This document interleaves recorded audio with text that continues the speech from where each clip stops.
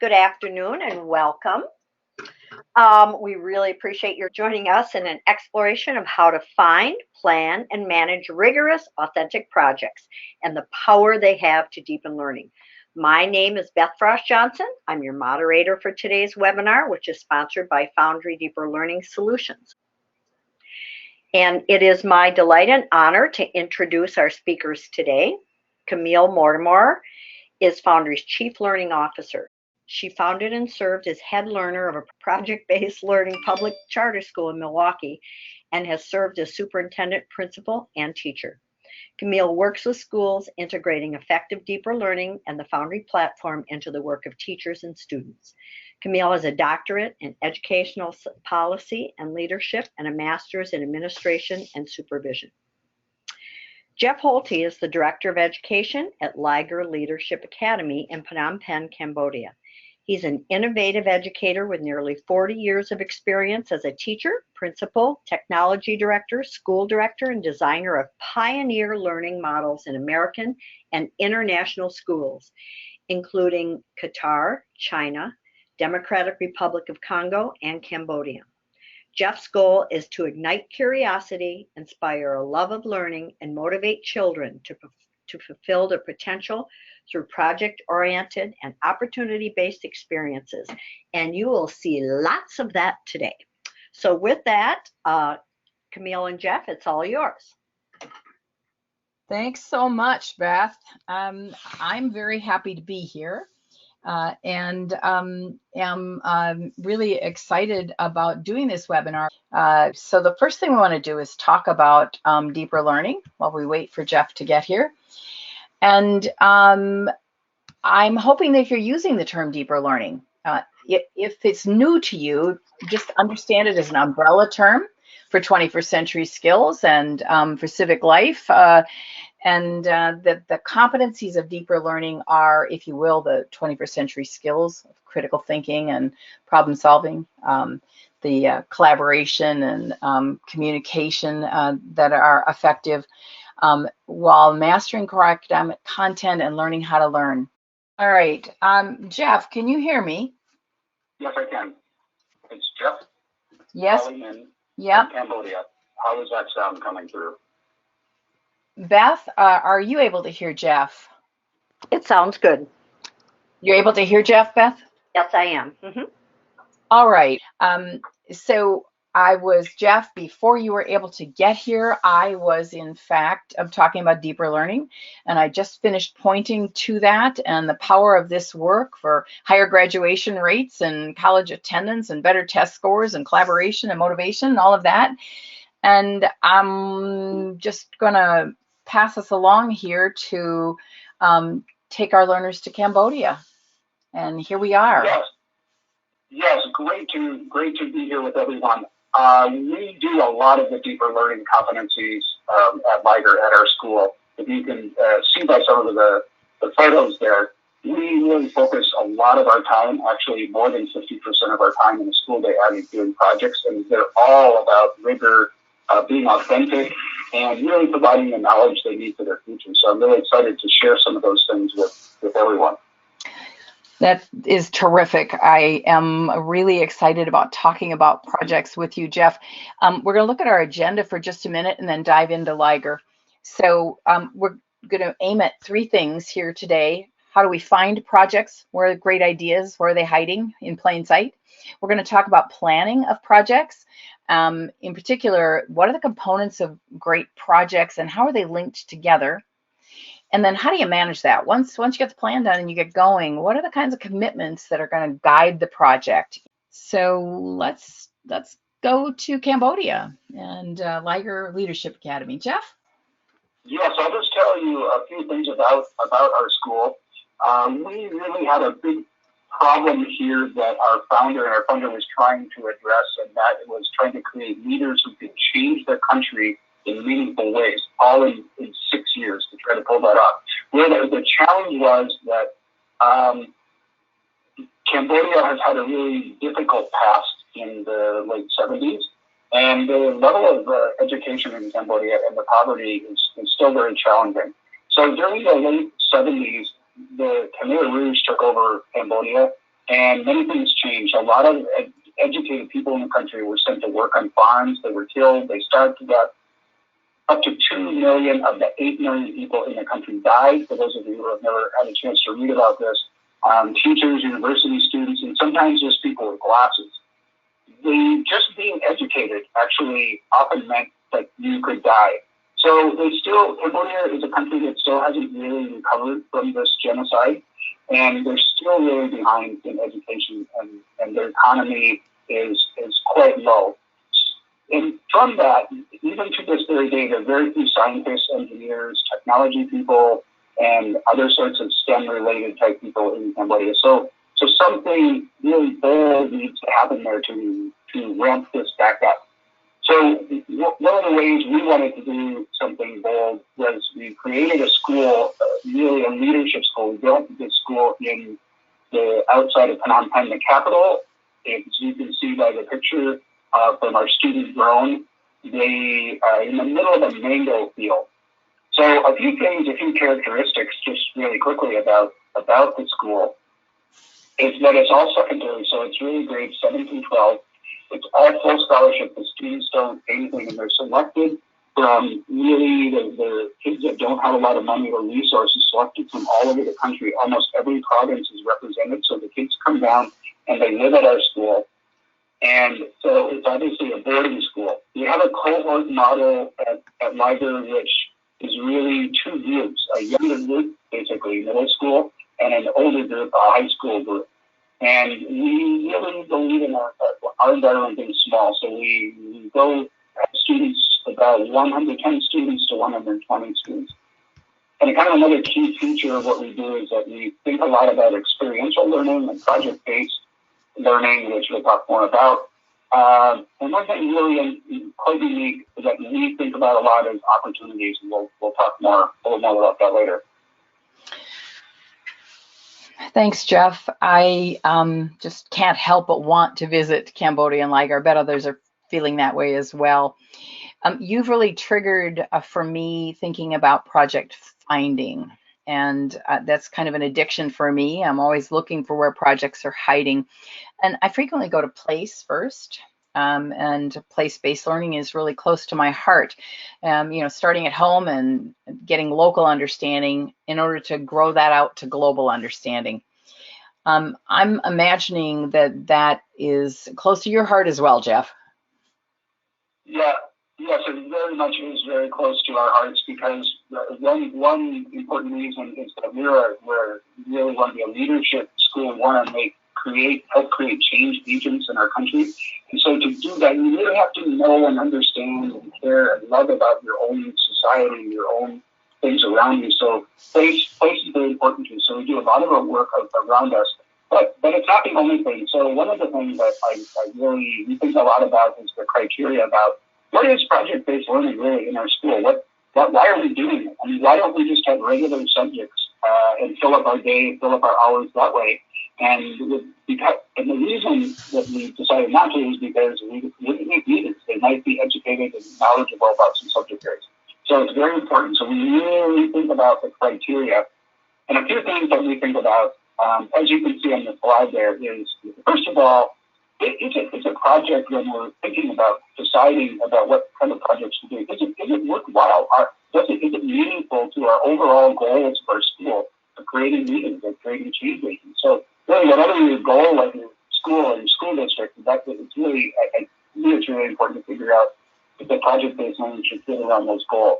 So we also think a lot about, as we decide, is the local things, but also student interest. Obviously, I think a lot of us in project-based learning think a lot about the students, so their interest, because it has to be connected to their passions and so on. The staff has a lot of input at our school, and then we really think about the community input as well. What are some of the needs of our country that our students can work on to practice their leadership skills? So the community is really, really critical. And going with that, really, it's a lot of what we do is about impact. So if someone proposes projects that doesn't have impact, we might do it, but generally we really try to meet community needs, doing something meaningful to the larger world. And another thing that we think about before we decide is it doesn't include partners and people that can and work with our students. And the reason that's so important for us is that we want our kids to be excellent networkers. We want them to be global citizens. We want them to know how to get things done in the future. And working and understanding how partners work all over the world is very critical. And then we have really basic parameters like, is it safe? Is it cost effective? We can't have people proposing a project that costs $1 million because we don't have a budget. We also don't want students to waste their time. So give it a good use of time. Is it safe? Is it something, if they want to build an airplane and fly it around Cambodia, we're not going to do that because it wouldn't be safe. So those are some of the things that we really contemplate before taking on and deciding the project. And Jeff, would it be fair to say, listening to that these stand as a framework for every project you do, that these are the things you consider in deciding whether it's a good project, a project that'll matter, and that you don't have to rethink these every time. You just apply these criteria to your project ideas? Yes, that's absolutely right. We really do it for every project that we have, because there's only about 1,100 hours or 1,200 hours of school a year, and we don't want to misuse or waste anybody's time. So we think about that a lot. We also think about it in very different ways. So sometimes we think about it that criteria is applied, but it could be a long-term planning. It could be really short as opportunities come up. People come up with an idea, let's say some students and the teacher come up with an idea. They work on these criteria. They present that to the rest of the teaching staff, the administration. We quickly look it over and say, yes, let's go with it. And we're doing that literally right now. Like this week, there's a brand new project that is going to start occurring now in the next few weeks. So let's take a look at some of that. Jeff, I went to your website because I have been really intrigued, and I encourage others to do so after the webinar. One of the things I found there was past explorations. And on the screen, you're seeing just some of the explorations from 2017-18. There were, in fact, almost 100 projects that are there from 2013 onward. There are also portfolios of student work and blogs, a lot of pictures of the students in their project work. So I really encourage people to explore this part of the website. And Jeff, why don't we take a look at a couple of examples from that? Yeah, here, a few examples to give you an idea of the kind of work our students do. One area we look at is documenting culture. That's something we're looking at and have looked at. The culture in Cambodia, the musical culture, was lost during the Khmer Rouge. A lot of the ordinary music from local people out in villages and so on, and our students. So this idea of initiating ideas and getting ideas really came from the students and some of the Cambodian staff. But we've really lost our music, and no one is documenting some of this. So our students came up with the concept of, why don't we go out and start interviewing people and recording and then sharing some of their culture and their history. Really powerful, and people really like it. And somebody even came and made a short documentary about it, and that really helped to expand the idea. And so the students were actually interviewing these women in the picture and asking them to sing songs?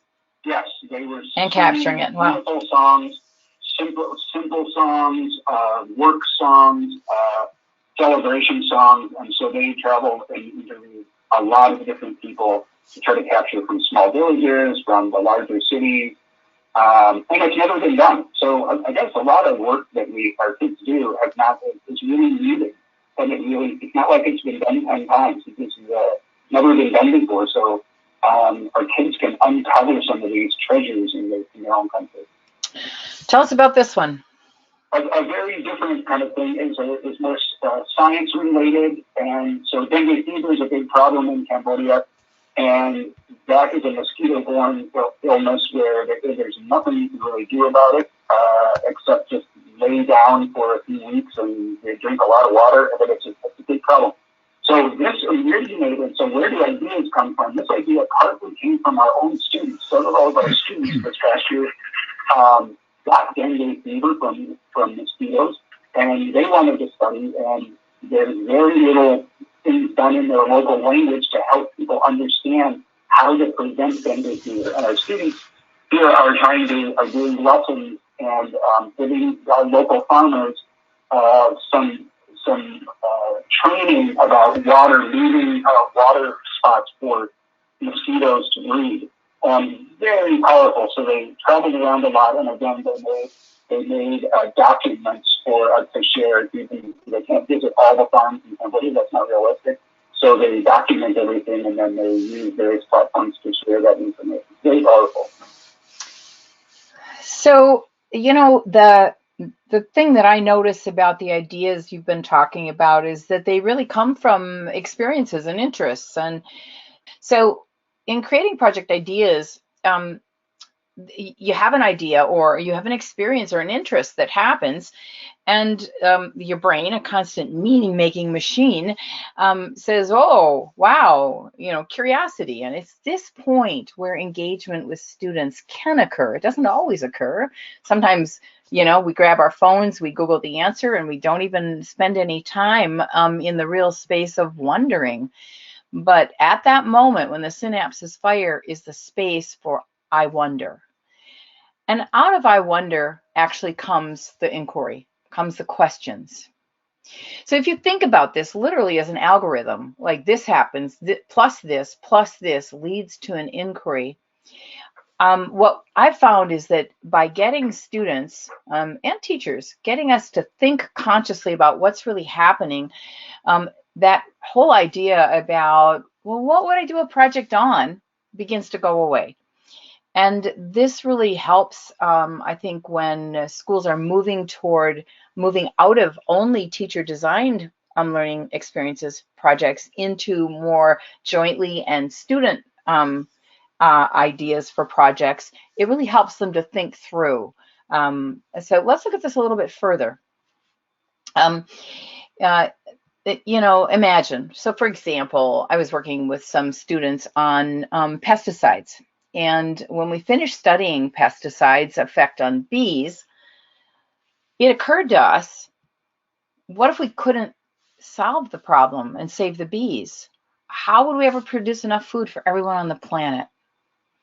So you can imagine the kind of projects that could emerge from this. What did emerge was a project literally about what are alternative ways to produce food that would not be so pollinator dependent, like bee pollinator dependent. This algorithm, Jeff, you and I were talking about it, and you applied it to this idea. Why don't you take this over?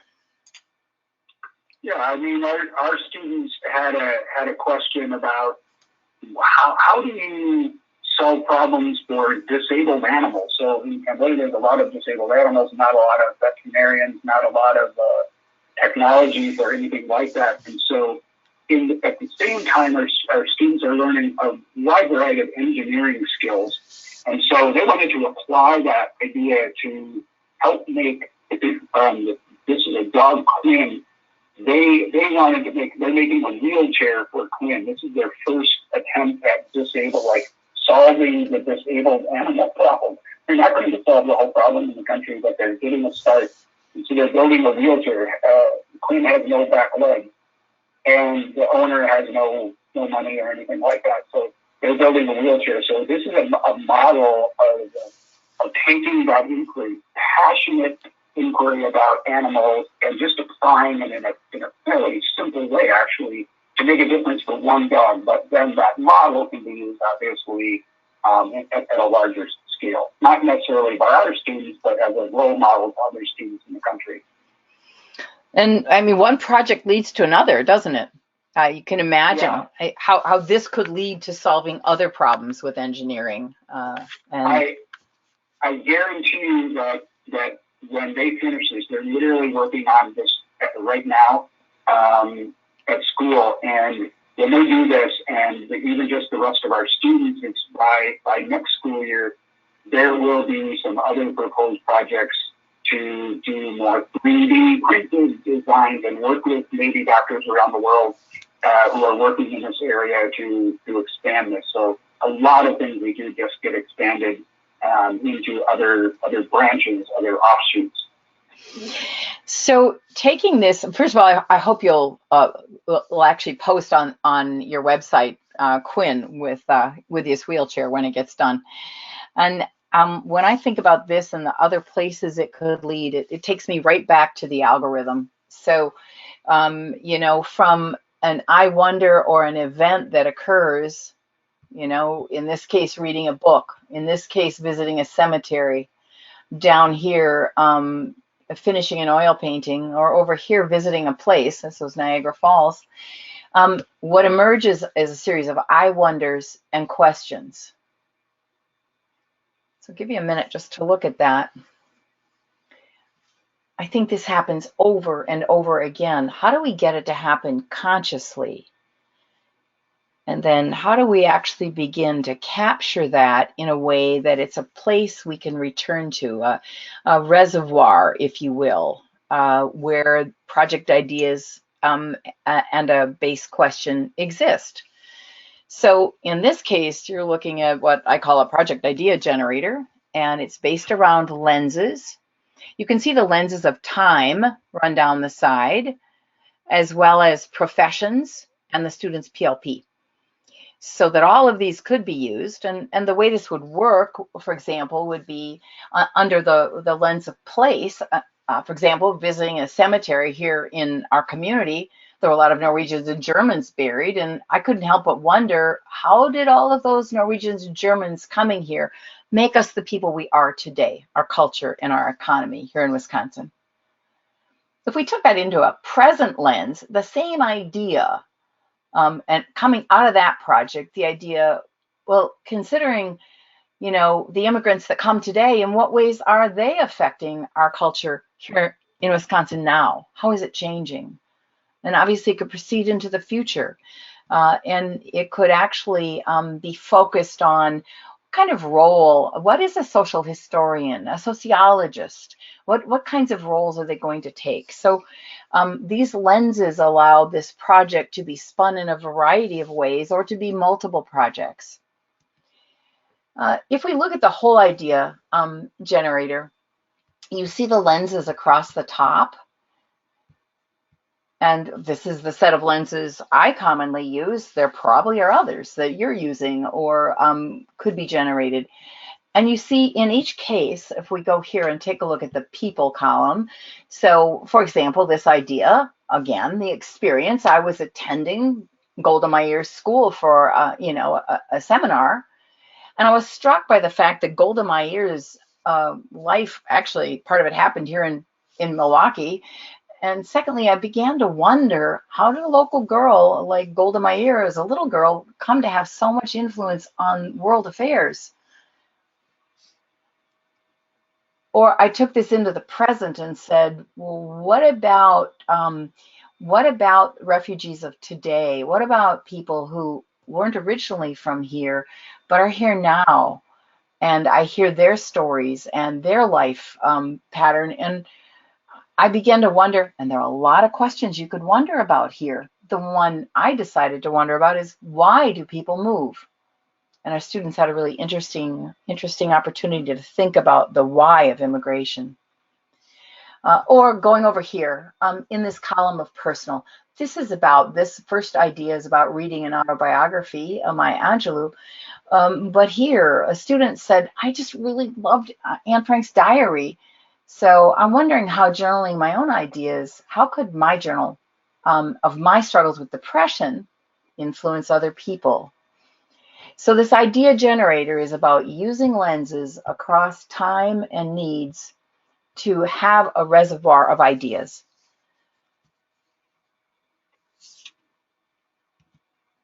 Okay, so project finding.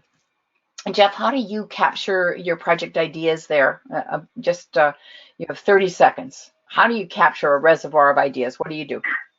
We capture them from students. They write them down. We have a form that we use on our Foundry software. They can write them in a spreadsheet. We capture them from.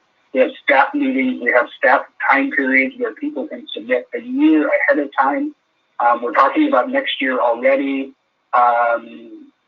We have with our staff meetings, we have regular meeting times where we discuss possible project ideas. So all kinds of things. And that doesn't just happen one time a year, it happens all the year, but a lot of it happens, for example, in April and May for the following year, student staff. That's it. All right. So having found the ideas, let's talk about creating the plan. And what Jeff and I really want to focus on is how tightly linked these components are to make a really rigorous project. So we're going to look at the things that you're seeing here around standards and skills, the questions, roles, tasks, evidence, assessment. All right, these are the way we're going to link this up to make the project rigorous. So tell us about SolarPi, Jeff. Yeah, very quickly, the government in Cambodia doesn't have a lot of technology in any of the schools, and so the Ministry of Education threw out the idea of our students thinking about ways to bring high-impact educational technology to schools with no electricity and no money to pay for anything. So that's the challenge. So it's a huge question of planning, like what would we do and how would we do it? All right, beautiful. Let's take a look at this in thinking about this from sort of a teacher head here. And if we think about the fact that you have an idea that came to you as a problem, it's sort of problem-based learning, and it led to a driving question of how you would solve this problem. And that driving question, you linked it up, I'll bet, to guiding questions. As we do over and over again, what are the questions that are going to help us answer the driving question? And then those guiding questions have tasks that allow them to be answered. And they're the tasks and activities of the project. Those tasks and activities, carefully thought through, actually lead to evidence, formative and summative evidence about how the student is learning. And that leads to, what are we going to assess to know what happened here? What was the learning that occurred? What evidence have students produced? And that making that visible actually makes the answer to our driving question in and of itself visible. So taking this idea of the linked components of a project, looking at this as literally a chart to be filled in with the driving and guiding questions, right? And what are the tasks, the evidence, and the assessment as they link together. So, given that, Jeff, how did that look for SolarPi? So that's a great question. And going back to what I said earlier, it's finding a purpose. So I really appreciate this chart a lot, because finding a good purpose for your project, before you start working on driving questions, are you doing something that is meaningful or something that you really care about or something that meets your criteria? So once that happens, then it's, for this project, for example, very critical that we have good tasks built, we had very good questions to guide us. And because this project had a lot of tasks. It had engineering, how do they build a really, really super cheap computer? How do they solar power it? How do they train the teachers? How do they train the students so that they can all do everything themselves? So the tasks were very important. And then the evidence, did it work? So they also wrote a grant for this. And there were grant funders, and we want to know in the Ministry of Education, does that work? Can you put technology in that makes a difference? So it's not only our student assessment, that is our student assessment, is how well did the project work. So that the outcome, was there a good outcome? So anyway, very critical, this chart in this project that we did. And really all the projects, but this especially. And I'd like to underscore, when I think about the challenges that you're facing, your students are working in at least 2 languages, aren't they? English and Khmer. Right. Yes, That's right. and Multiple languages. and they wrote the grants, right? And they had to write, I bet, in English as well as their native language. Uh, so that there's really huge amount of skill that has to be acquired to do this kind of learning, but the authenticity of it drives it forward. Rather than let's write a paper about something, it's like let's raise some money, let's write a grant, a real purpose for writing and for impacting.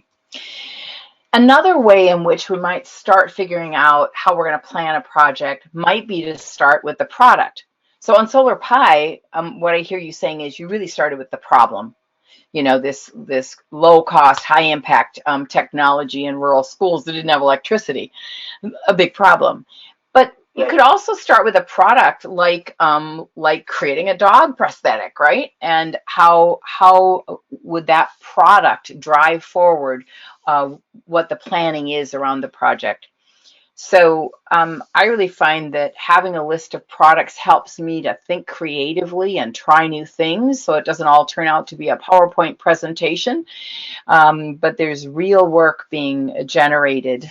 It also, I think, helps students to think creatively and be excited and focused and intentional.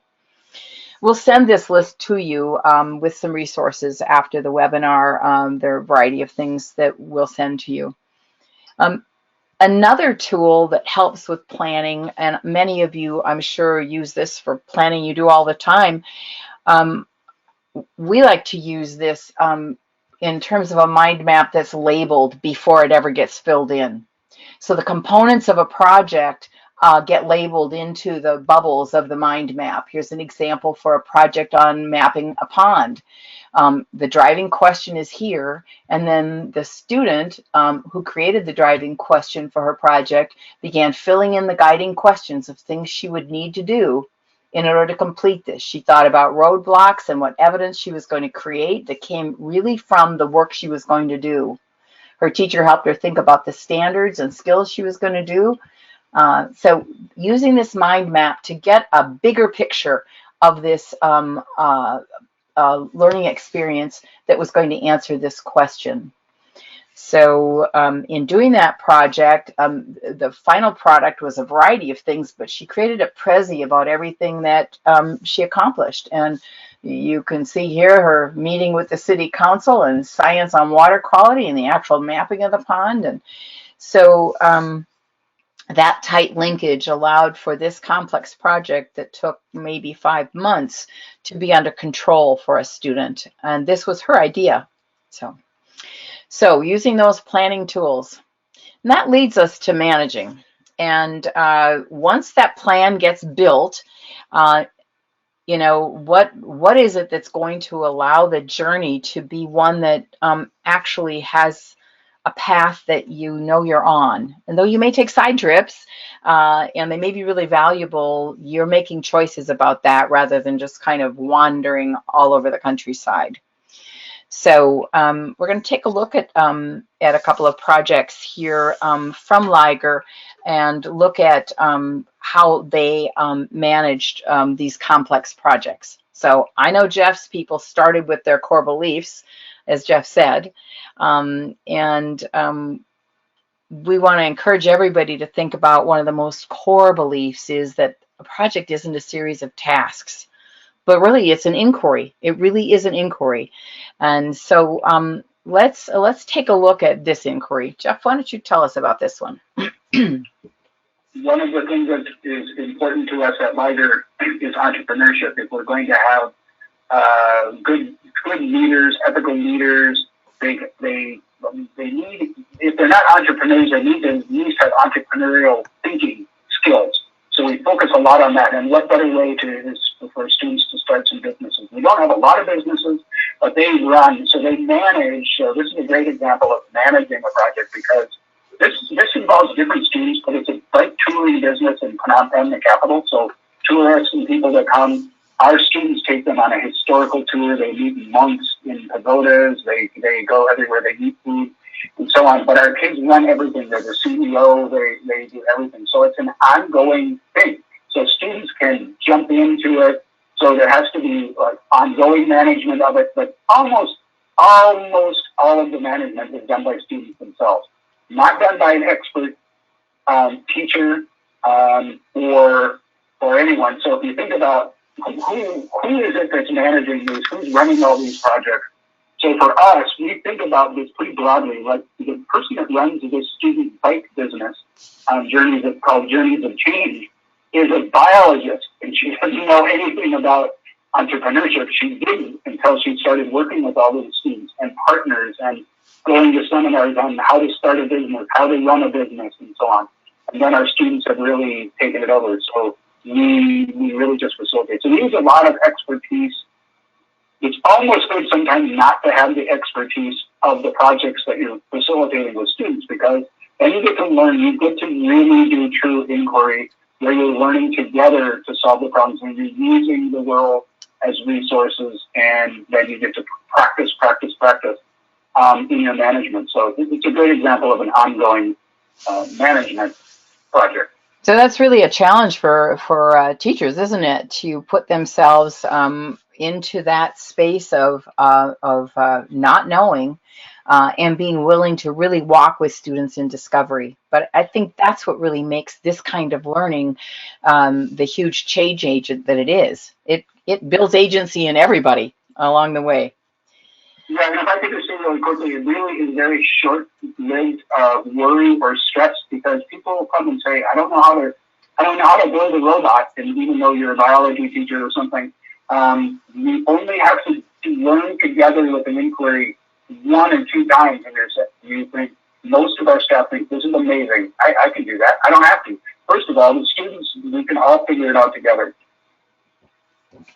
So one of the things that is worrisome about all this is you have these interesting ideas you found and you've created these plans, and then when you go to do them, there's all this excitement, and how in fact do you keep track? So for this kind of work anywhere to scale, there needs to be a base central core tool to support the work. And so Jeff and I came to know each other around that. We're going to take a look at an interdisciplinary focused standards-based learning tool. It's Foundry, and how that's used to support this work that's out there in exploration, but we really need accountability, and we need to do it in interdisciplinary work. So here we're looking at, again, at Foundry, and we're looking at the performance page right now. So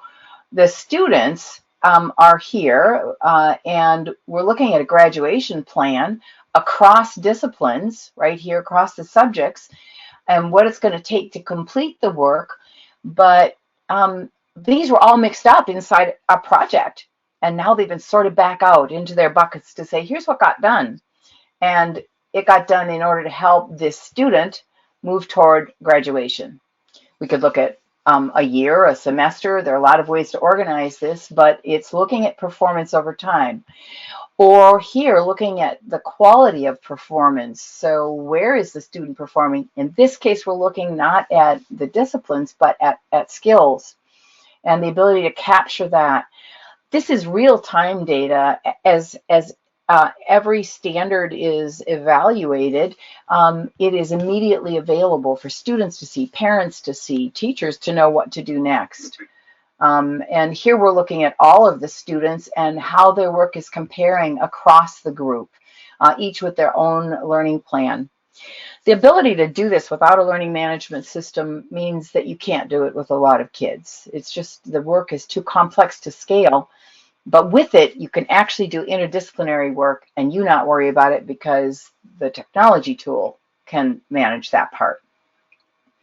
Additionally, on the planning side, having planning forms that are shared across all the authors, whether they're teachers or groups or partners or students, they have common shared forms that help to control how the experience is being shaped. There can be as many kinds of forms as a school wants, but the forms help to bring steadiness to this, to allow management of what am I going to need to talk about to have a well-designed project? How am I going to know what I'm tracking all the way to the end? And what are the resources that are going to be used, and have it all in one place? and the ability to talk about that right within that platform, and submit the evidence into it. This has everything in a place that allows it to be steady and ready, so that when you go to do things like a student-led conference, or an exhibition of learning, for an individual student, the student has a tool that they're already using regularly with where am I, what have I accomplished, what in particular, in what learning experiences, and where's my work that I've turned in, and let me show examples of it. So you can imagine how simple this becomes when you have a platform that allows this to be gathered together. So Jeff, I'll turn it over to you. Yeah, I wanted to say that this idea of using software to organize this for us, using now the software we just began this year, is literally a game changer. Because as you can imagine, for example, us and probably some of you, we have a lot of variables going on. We have a lot of different projects with a lot of different students. We only have 110 students right now. So it's just very, very complicated to manage especially interdisciplinary type of work together. And it's literally, we've been looking for years to try to we do something on spreadsheets, on Google Docs, on many, many different ways, and going crazy. So this really helps. And as as you just said, like the student involvement in it is really helpful, because they can just look up their own things. Every time they need to say, what did I do 2 years ago? Where were all those things I did? They just look it up themselves, and they can send it out or whatever. Another thing is just to add to your list of things that this is really useful for it. So we are in this situation, I think, like many schools, our students, a lot of them want to go to university. They need, like, literally good transcripts. Well, how do you take project-based learning, interdisciplinary things, and make a nice, cohesive, U.S. college-ready transcript that has courses? So that literally has changed my life as the education director of the school, to be able to put all of the crazy work that we do into sort of a meaningful products for people. So that's just one other area. So we appreciate it. Yeah, so that's coming out of Foundry, but in Foundry also is the data that's collected along the way. And then one of the things I thought was really beautiful, Jeff, is when I went to your website, what I found there were these blogs that students are keeping up to date. Every student has a blog. When you get there, you can see pictures of every student, and they talk about who they are, and then they've been adding work over time that are both formative and summative measures of what they're about. So this seems like a really important tool for your students, Jeff. It's really, really helpful, because we have all the data, the numerical and more the academic things recorded. And then this gives the student a chance. So this idea of portfolios is critical, because it gives them a chance to express themselves and showcase their work over a number of years. It's really their collection, their museum of all of their good work, which they literally are already using. That girl in the picture is in grade 11. She's already pulling some of the things out of this for college scholarships and various things that she wants to do. So yes, it's just, and by the way, just a thing, it takes a lot of work for kids to have kids keep up on things like this. So we dedicate some time for kids to work on some of these things, so they'll have it for the future. And so, yeah, very powerful. Yeah. And, I didn't go in and say, Jeff, who's the best student so I can have a great example? I literally went in on my own, and I chose one boy and one girl. And this is what showed up. And so what a wonderful way for students to be able to talk about their growth and have a really authentic audience, like people like me, an educator on the other side of the world who wanted to see, what are you up to? You're using other tools too, aren't you, Jeff? A lot of other tools, and I won't go into a lot of detail, but not only do we use software tools to track all of the students and the assessments and everything else we do, but we use our project-based school uses such a wide variety of things. Our students here were studying some of the first dinosaur prints discovered in Cambodia, and they're out in the middle of nowhere. So we use things like hammers and magnifying glasses, but we also use all the way up to the internet. For example, I was with this group of people doing this, and they said, we don't know anything about paleontology. We better figure it out. So they contacted over 30 paleontologists from around the world, because there are no paleontologists in Cambodia. Nobody exists. So they had to use that tool of the internet to contact and find out about what's going on here. So this such a wide variety of tools, from high tech to low tech. And one really critical thing about this, about tools and all this stuff, is that the facilitators, teachers the kids can manage, speaking of management, just like overall, kids can manage a lot of the projects. This project, students did almost everything, from arranging that trip to the equipment they needed to some high-tech ways to make dinosaur prints. It's like, I didn't know how to do that. And so students can manage. Well, there's living proof of that in what we're going to talk about next. And we don't have too much time, but we want to make sure that we get to this because it's really key. So, Jeff, tell us about this and how it happened. And we have just a few minutes for it. We've got a wide variety of projects, as I think I've explained and shown you. But one of the things we do is we publish books, because in Cambodia there's not a lot of people don't have laptops or access to the internet. So we publish books, very, very well used in Cambodia. So we've done 4 books. We've done 5 or 6 books. These are some of the highlight books. But we've done a wildlife book of the wildlife in Cambodia, much of which is endangered. And our students wrote a book about the economy of Cambodia. They are now working on volume 2, 3 years later, of the economy of Cambodia. And our younger students, 12 and 13-year-olds, just finishing this next week, will be printed 1,200 copies of the Geography of Cambodia, which doesn't exist. So the thing is, our students don't have, so we have them write in English, they have them write in the books are bilingual, but it's like, so what? You wrote it. Who's going to read it? And so they have to raise the funds. They said, the kids should all read it in the country. It's like, okay, figure that out. And so that painting's there in a gallery. They sold all of their original watercolors, almost all of those watercolors, to raise money for the book. They did crowdfunding.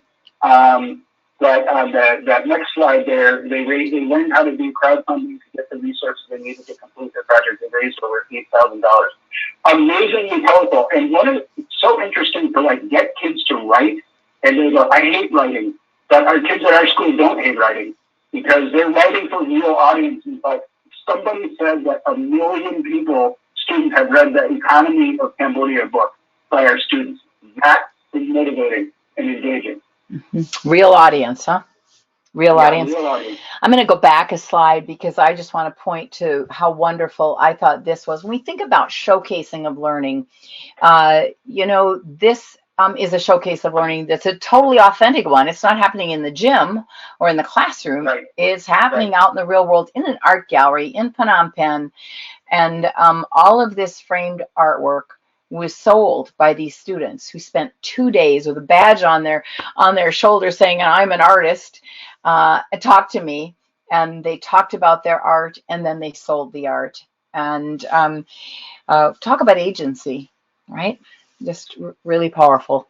And I guess I'm also struck, Jeff, by the fact that, you said one project leads to another. The reality is that the book itself was a project, but the fundraising was a project. To think about what they had to do to learn to fundraise, to do crowd funding of this. These are amazing skills that they're going to take into next projects and into adulthood.